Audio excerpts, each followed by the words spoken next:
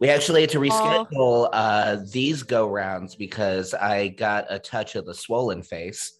If you are watching this in real time, this is an image of what I looked like a few days ago. Drinking in, ladies and gentlemen. All right. But I forget the name of the cheeseburger place. Lucky for them. Anyway, this I was going to say maybe we don't call them out on the episode. Well, what if every episode just had a call out of bad restaurants? Fair enough. Anyway, the film we are going over tonight is the Japanese film Drive My Car, directed by, and please forgive me if I mispronounce this, Ryusuke Hamaguchi, based on the short story by Haruki Murakami, correct. I'm not even going to pretend like I came prepared for pronunciation there. And it is about a aging widow and actor who befriends a 20-year-old who was hired to be his driver. A bond forms. Where to start? What has your experience been with the more Oscar caliber foreign films in recent years? So one of the questions that I had, I don't know that this is entirely answering your question, but I was curious about how many foreign language films had been nominated for Best Picture, because I feel very strongly that Best Foreign Film was a category invented as a way to avoid like having to give the Best Picture recognition to a foreign language nomination. So I'm always kind of interested in the films that the Academy can like get over themselves about. Sure. And the answer is 14. But three of those, I don't know that I would count. I don't know that I would count Babel, Letters from Iwo Jima, or Minari, just because they are, Letters from Iwo Jima and Babel are pretty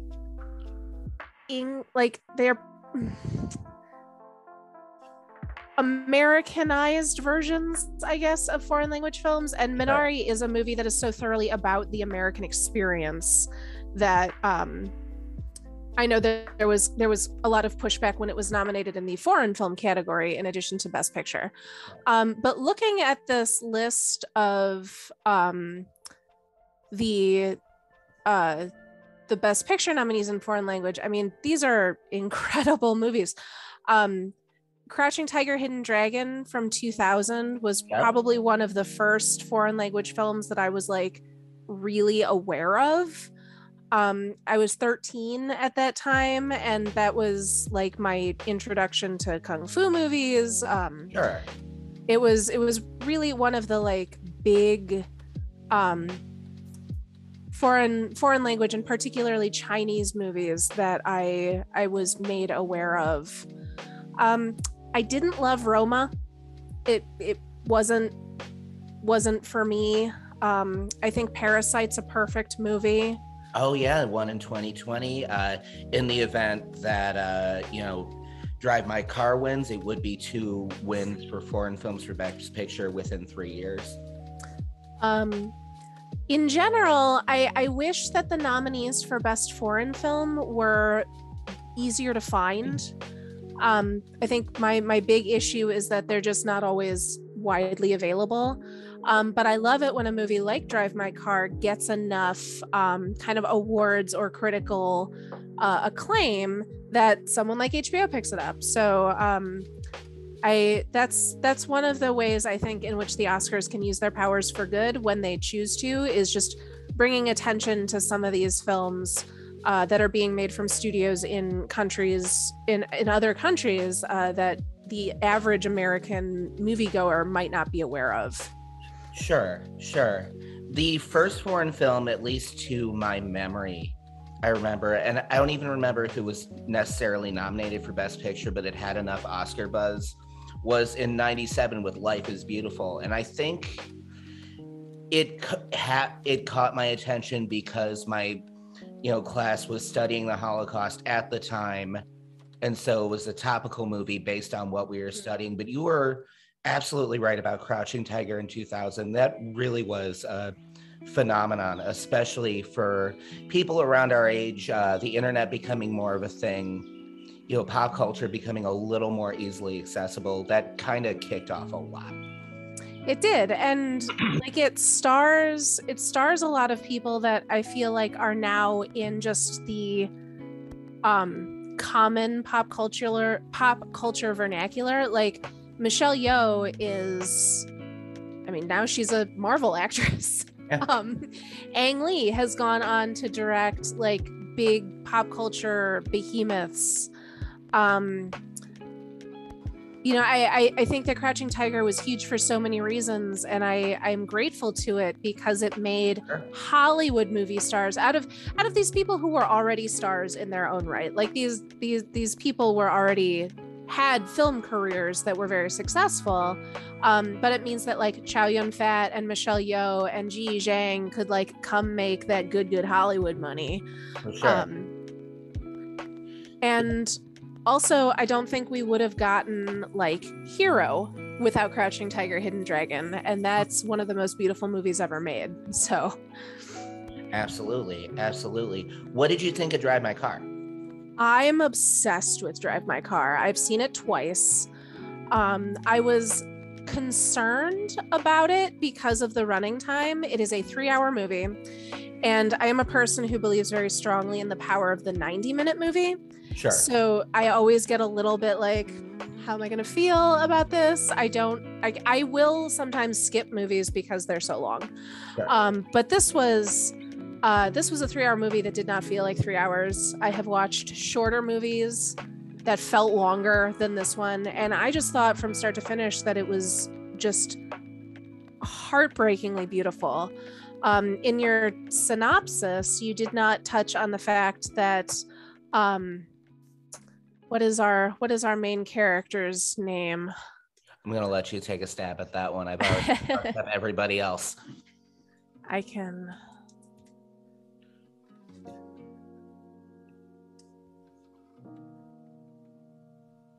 Our main character, Yusuke Kafuku, is a theater director and actor, and the bulk of the play, or the bulk of the movie, happens while he is directing a multilingual performance of a Russian play, Uncle Vanya, which is where the phrase Chekhov's gun comes from.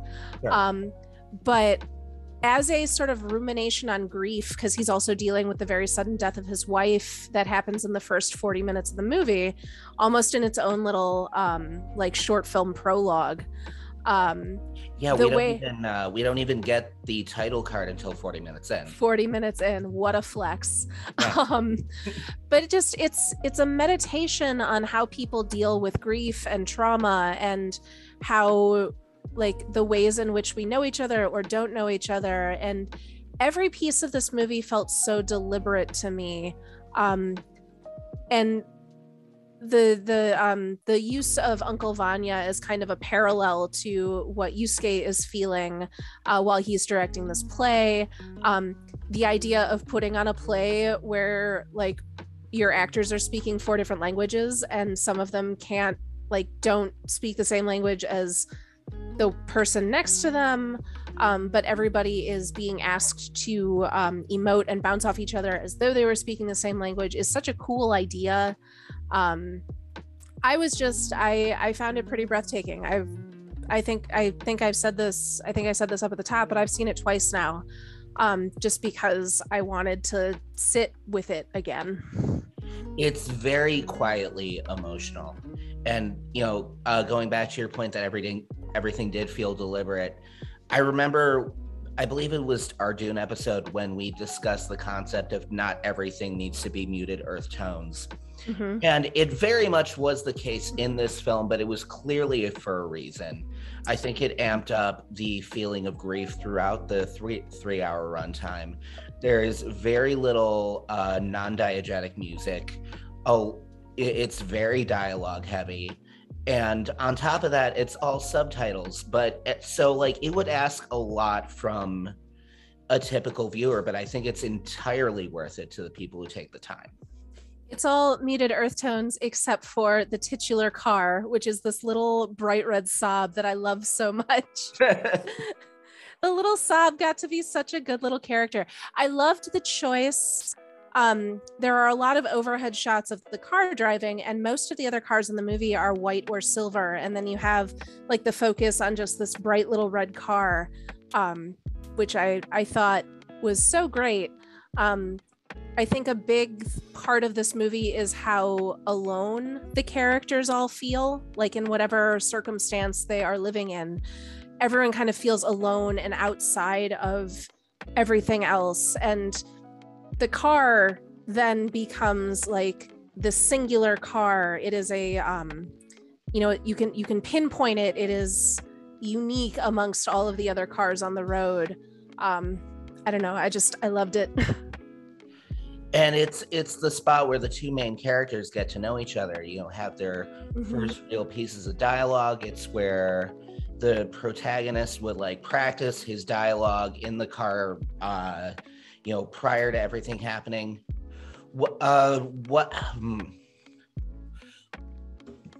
I know we've had, conversations about this. I think on your podcast, did you have a hard time with the lack of music kind of directing you how to feel?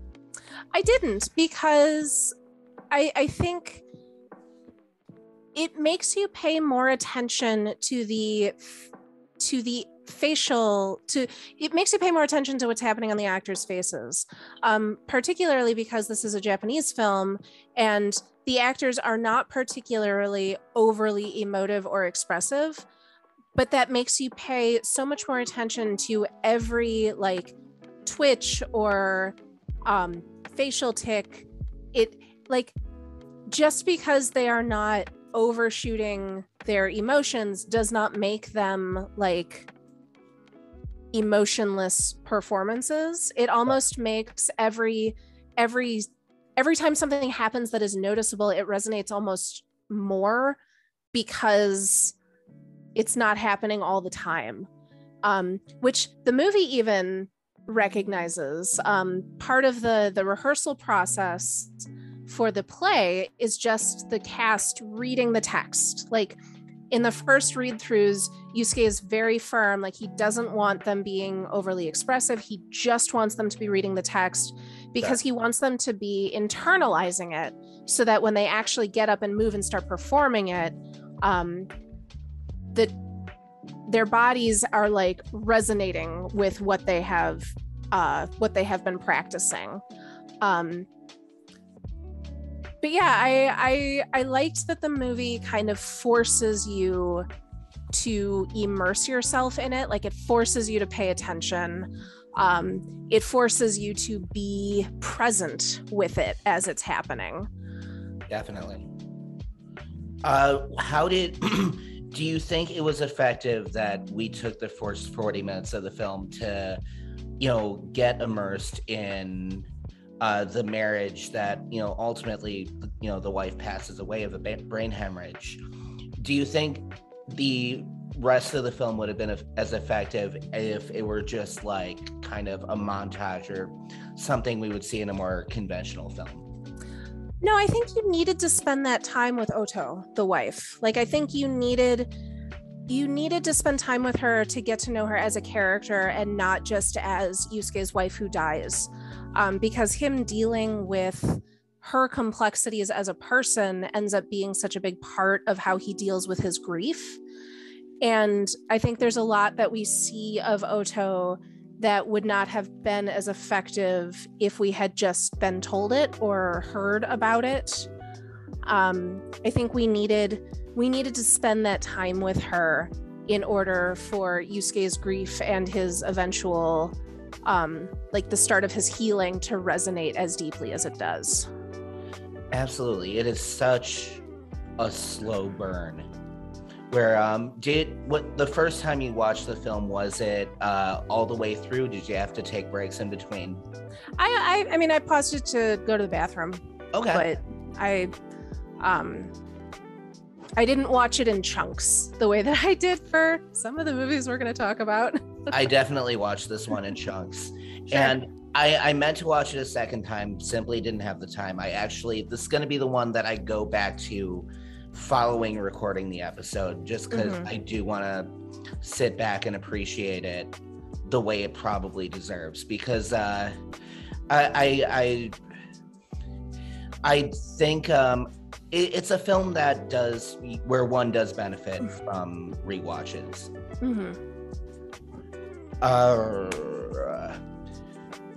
I had a whole list of questions. God damn it. While you're looking for that, on my other show, Did You Do Your Homework? One of the movies we talked about recently was the Coen brothers' A Serious Man. And I watched A Serious Man and Drive My Car very close to each other. And I was like, this would make a fascinating double feature. They resonate together in very interesting ways. One of the ways, and I love this conceit, but one of the ways is in how they use like characters telling stories to kind of illuminate the plot. In A Serious Man, it's like Jewish parables. And in Drive My Car, it's the stories that Otto turns into her TV screenplays that she tells like during and post sex in a very interesting way. But I love the conceit of characters in a movie telling a story that helps you understand what's happening in the broader movie. So I thought that was very interestingly done. Sure.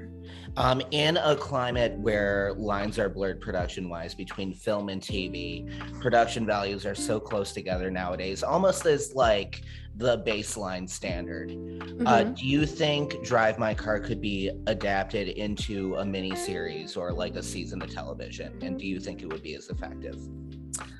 I think it would be different.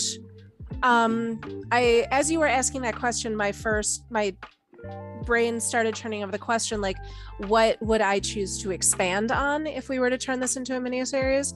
One of the things I think would be really interesting, but would make it kind of a different animal, is if in a miniseries we spent time with all of the actors in the production.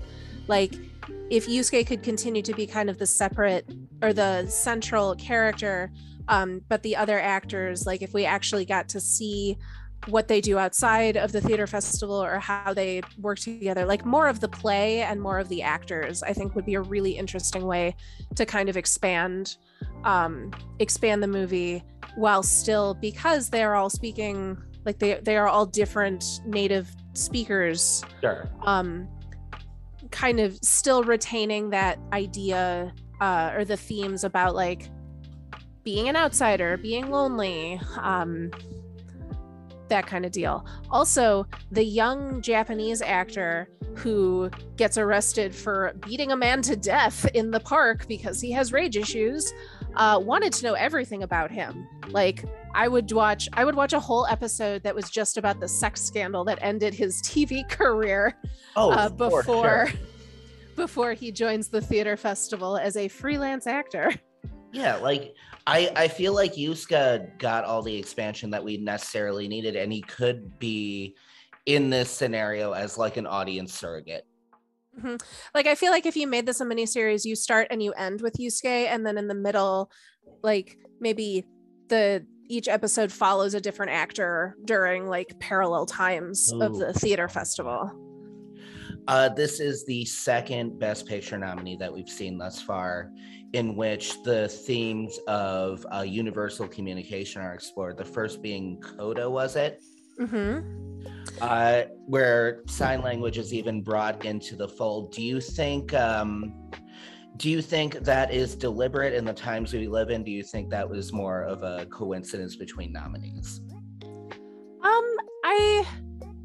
I think it might be a coincidence between nominees, while also being part of sort of a broader attempt to involve differently abled people in like big film production. I mean, we saw this last year too with Sound of Metal, where Riz Ahmed plays a heavy metal drummer who loses his hearing. So I don't know that there was like a deliberate decision to pay attention to movies featuring deaf people. I think it is cool that we get to movies featuring deaf people. Absolutely. I thought it was fascinating to watch Yoon Ah, the character in Drive My Car, who speaks Korean Sign Language, having watched Coda, being able to kind of clock the visual differences between American Sign Language and Korean Sign Language. I thought that was really cool. And I don't know that that's something that would have happened like 5-10 years ago. Yeah, probably, more than likely not. All right, getting to the fun discussion. So, do you want to get into what we're going to discuss leading up to the ceremony? Sure. So, Sam Elliott was recently a guest on Mark Maron's WTF podcast. And Maron asked Elliott if he had seen The Power of the Dog. And then Sam Elliott ran his mouth in a way that was very disappointing to me personally as a fan of Sam Elliott. Sure. So this is what he says, and I'm reading this from an article that ran in The Guardian on March 2nd. Sam Elliott says, yeah, you want to talk about that piece of shit? There was a fucking full page ad out in the LA Times, and there was a clip, and it talked about the evisceration of the American myth. And I thought, what the fuck? What the fuck? What are all those dancers, those guys in New York that wear bow ties and not much else? That's what all these fucking cowboys in that movie looked like, running around in chaps and no shirts. There were all these allusions to homosexuality throughout the fucking movie. At this point, Maron steps in and says, I think that's what the movie's about.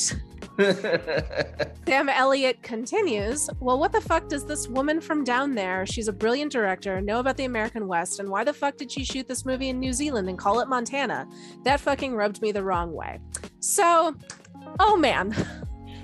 I could just like listen to an entire podcast of you reading, Sam Elliott's dialogue. But I have so many thoughts. So first of all, does Sam Elliott not know that movies are frequently filmed in places that they don't take place in? Yeah, like how many times has Toronto been New York? Right. Second of all, why does he think women can't make cowboy movies? Right. We're going to circle back to that one. Third of all, does he not think that gay people existed in the Wild West? But circling back to that second point, my favorite director making Westerns today is Kelly Reichardt. I don't know if you're familiar with her. She made two of the best Westerns of the past 10 years. First Cow, which I think came out in 2019 or 2020, is an incredible movie. And then also Meek's Cutoff, two incredible Westerns that are very subversive in terms of what they are calling out for this myth of cowboy masculinity. First Cow particularly is about two men who so don't fit this idea of the mythic cowboy that they watch First Cow. It's incredible. Okay. Sam Elliott is being incredibly sexist and weirdly racist here. Not racist, but weirdly sexist, very homophobic. Jane Campion, the director of The Power of the Dog, responded. And I'm reading this from an article that ran on Variety.com on March 12. She says, I'm sorry, he was being a little bit of a bitch. He's not a cowboy. He's an actor. The West is a mythic space, and there's a lot of room on the range. So good for you. Good response. Don't know what Sam Elliott's talking about. Jane Campion did, of course, immediately stick her foot in it with her acceptance speech at which awards was that? Critics' Choice Awards. Critics' Choice Awards, when during her acceptance speech for Best Director, she managed to both praise and then instantly insult Venus and Serena Williams in an incredibly unnecessary soundbite from her speech, sure. Which she has since apologized for. But maybe don't do that. Maybe maybe women, when we win awards and accolades, maybe we don't make it necessary to like put down other women. I'm not for that. No, absolutely not. And I mean, it was the entirety of the speech itself was fairly awkward, and I think she didn't expect to win, and I think she was put on the spot when she wasn't necessarily expecting it. I think the best director win was very well deserved. Mm-hmm. And I do I obviously don't condone the statement, but I do commend her just immediately being like, yeah, I was a dumbass, I shouldn't have said that, sorry about that, won't happen again. I feel very strongly that if you are nominated for an award, you should always treat it like you're going to win. I think everybody should have a speech prepared. I would even watch people who don't win like give the speech in an interview afterwards and like, here's the speech I was prepared to give. Oh, for sure. But I know that during award seasons there are always obvious like front runners and everything. But frankly, I think it's kind of unprofessional not to have something prepared. A little bit. Because there's always a chance. There's always a chance. Anyway, Sam Elliott's a dumbass. Are you a big Westerns watcher? Like, is that a genre you enjoy? Does Wild Wild West count? Yes, it does. Then not really. Still not really. I asked as if that made a difference. But I love Westerns. I love like the stuff from the 70s. I love the Clint Eastwood stuff. But I also really love this re-examination they've been going through in the past like 10, 20 years. Because they have for so long been this very manly, like macho genre. And I really love people like Jane Campion and Kelly Reichardt who are taking the time to like dismantle what the image of the masculine cowboy means and what it says about people. I don't think Sam Elliott was really watching this movie because the whole point of it is that Benedict Cumberbatch is trying to emulate this very toxically masculine like cowboy ideal and how that destroys him in all of his relationships. So yeah, don't love it, not for it. Kelly Reichardt also has a film in post-production currently called Showing Up, it seems like, and she's got a good looking filmography here. I'm gonna have to check out First Cow. It's really lovely. It's about a guy who is a cook on a wagon train out to Oregon, and he takes up with a Chinese guy who he saves a Chinese guy from being like chased by some angry bearded white guys who are accusing him of thievery, and the two of them settle into this like Oregon prospecting town. And the first cow of the title, the guy who owns the town has a cow, and they start stealing milk from the cow in order to bake like little donuts that they sell in the prospecting town. It's very lovely. It's completely about the relationship between these two men and how neither of them are a good fit for this like frontier lifestyle, but they like together they are forging this kind of life that they can live together. It's wonderful. There you go. Martha, where can we find you? Sure. You can listen to me every week on Fridays now, where I release Did You Do Your Homework, which is a pop culture podcast connecting academic ideas to popular media, and alternating that with Love Ya, where I and my co-host watch either an adult rom-com or a teen movie, and then we dissect it. We are starting to scrape the bottom of the barrel, so those conversations are getting interesting. That's awesome. What was the last one you did? The last episode we watched a movie called All Summer's End on Hulu, which is about a kid who pulls a prank with two of his friends, which causes the death of the older brother of the girl he wants to sleep with. Oh boy. He truly is an actor completely devoid of charisma, and I did not enjoy watching him. And then our next episode is going to be about the Amazon original, I think. Amazon ? It's Jenny Slate's new movie, so I have higher hopes for this one. I like Jenny Slate. Yeah, me too. All right. Well, signing off, ladies and gentlemen. I don't even want to wake my dog up at this. It's the first episode he hasn't appeared in. And